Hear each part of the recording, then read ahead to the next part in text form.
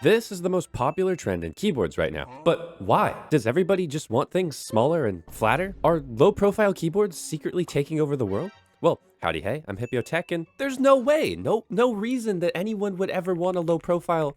Oh, they sound like heaven. But not just that, because in this video, I'm looking at the MQ80 from Iqunix. And wait, it has all of these features for the same price as the low free flow? Hold up! Man, I love competition. But is it worth it? Is it any good? Are there some glaring issues that we're gonna have to deal with? All of that and more. Speaking of more, if you want more community, then join my Discord with the link down below.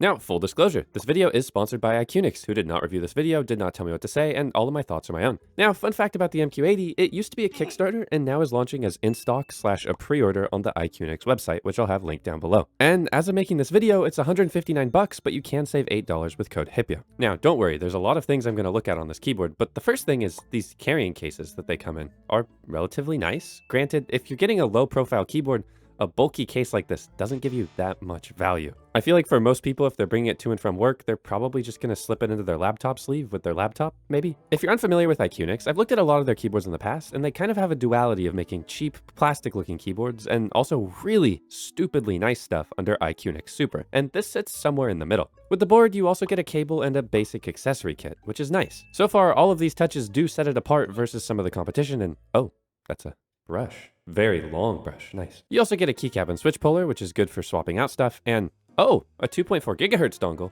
We're gonna have to try that. With 2.4 gigahertz support, this is setting it apart from something like the low free flow, which was my previous favorite low profile keyboard. You can check out the video on that down below, because that keyboard only had Bluetooth, which really sucks because it's way worse than 2.4 gigahertz for wireless performance. I also have some Windows modifier keys, because I guess the default for this board is Mac potentially, so that's really cool if you're a Mac user. Shout out Mac users. That felt bad to say. And the keyboard also comes in a black version, which is really sleek, and you'll see it kind of randomly popping on screen from time to time throughout the video as I compare the two. Personally, I feel like the black version looks aesthetically way prettier, but the white version for some reason just films a little bit better, so I do opt a bit more for the white one. But are you guys team light mode or team dark mode? I don't know, leave a comment down below. You'll also notice the layout of this thing is 75%, which is incredible, because when I looked at the Iqunix Magic 65 earlier this year, it was an amazing keyboard that sounded absolutely incredible, but I was like, but it's not 75%, that really sucks. And they said, oh, just you wait, Hipyo, here's a 75%, and look, it's in 2 colors. Now, if you're new to keyboards and you're like, what is this guy even rambling about? 75%, 65%, these are all sizes and layouts of keyboards. 75% means you keep your top F row and your little arrow keys. If you're one of those people that's like, oh, where's my numpad? I need a numpad, Hipyo. Sorry, you're kind of screwed here. But you could potentially bind a numpad as a macro layer. Or maybe they're working on something, who knows? You're also probably wondering, Hipyo, what is the point of a low profile keyboard? Why do I want my keyboard to be low profile and small and cringe? And don't worry, that's what I was wondering too.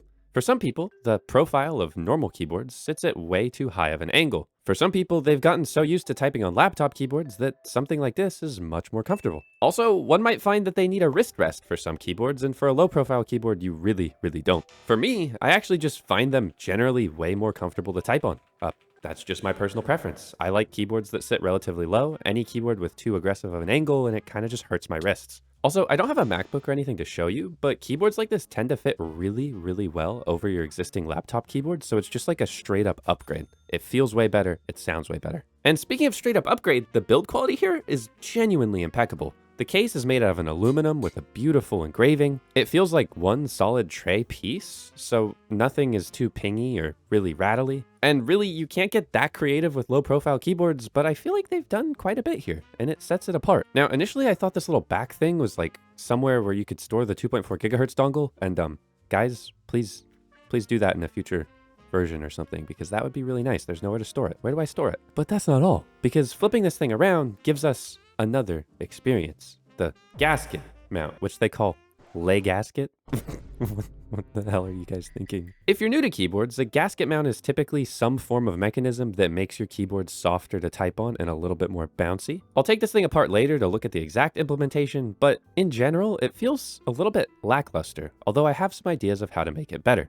You just get a slight bounce and a slight reverberation reduction, but there's nothing super duper bouncy or anything crazy to write home about here. If you do need to write home, then you probably need to turn this keyboard on by holding FN and escape, which makes a light blink. And then you're like, what else do I do to make this thing work? And you hit FN and 4 to turn it to 2.4 gigahertz mode. or FN and 1 for Bluetooth, but bleh.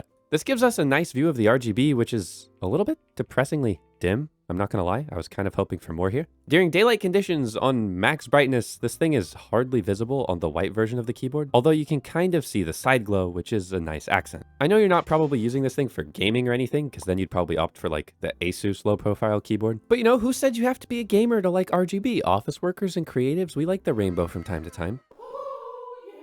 Now, as I mentioned before, this thing is eerily similar to the low-free flow because it's priced exactly the same. It's a 75% keyboard, it's aluminum, it's wireless to an extent, and really one of the only main differences is the 2.4 gigahertz wireless that this one has, and the tactile switches that the low-free flow has, which I do like quite a bit better. But I will say, if you were looking at Newfie low-profile keyboards, then this and the low-free kind of blow them out of the water just in general typing experience. They feel better, they sound better, and to me, they look better, but that's totally subjective. They also boast a 350-hour battery life, but I'm gonna be honest with you guys, I don't have 350 hours to test battery life right now. I'm working on a full album for Kadeli, a link down below. But what I do have is a ruler that I keep at my desk for no particular reason. That way I can measure this thing. Now, I'll put the dimensions on screen, but this thing is very low profile. They weren't lying. Look at that. Look at how low that profile is, less than an inch. And here's where the video starts to get a little bit weird. First, we've got this removable badge that you can't replace with any other badges, so maybe that's a future upgrade kind of thing. Then we've got the keycaps that are by default Mac keycaps.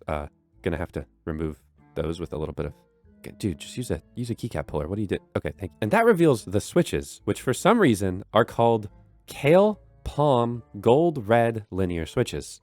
There's no gold, there's no red. The naming scheme makes no sense. However, Kale makes unarguably the best low profile switches. They sound incredible. They feel incredible. It doesn't matter what you do with them. These are really, really good switches. They feel buttery smooth to type on. Now, the switches in other low profile boards like the low-free are full palm, so they sound just a tiny bit thockier. You can listen to that yourself. And theoretically, you could swap them out with any other Kale low profile switch. Specifically Kale. It could get dicey. Now, as far as keycap options go, if you do opt for a low profile keyboard, you're gonna have way less options for swapping out your keycaps to something with a custom aesthetic. Because of how these cases are made, you might have some interference, you might have some issues, and I really wouldn't mess around too much with that. But if you're interested, maybe I'll do a deep dive into what keycap sets are actually compatible with these low profile keyboards. Now, in the background, I was removing some of the keycaps and the switches to unveil how to take this thing apart. It's just a couple simple screws that let you into the tray mount. And you're probably wondering, why are you taking this apart, Hipyo? Well, you know, I'm just quirky, and I also want to figure out why it sounds so good. So I want to see what they put on the inside of this thing. And, oh, some foam and a cable that we're going to have to remove. Hold on.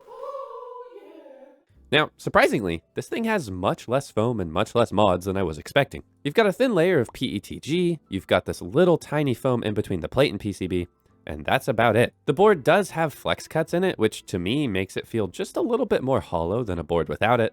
And interestingly enough, these little nubs here are your gaskets. This is a very like OG style tray gasket mount, like we used to do this with O-rings back in the day. And that probably explains why there isn't that much flex, because it's just sitting on these little metal pegs. And there's also 2 small sheets of foam in the actual case. Now, personally, I think this sheet of foam isn't necessary whatsoever, so I will be removing the top sheet, and I will leave the bottom sheet in. That way there's no shorting or anything. And this is actually a suggestion for any of you at home, because this gave it so much more gasket performance. This thing now actually does feel bouncy to type on, and does feel and sound, to me, a little bit nicer. Then to put it back together, I use a little bit of magic, and you at home could just use your free time. I don't know. But it isn't all just sunshine and roses, as I did have one glaring issue with my board.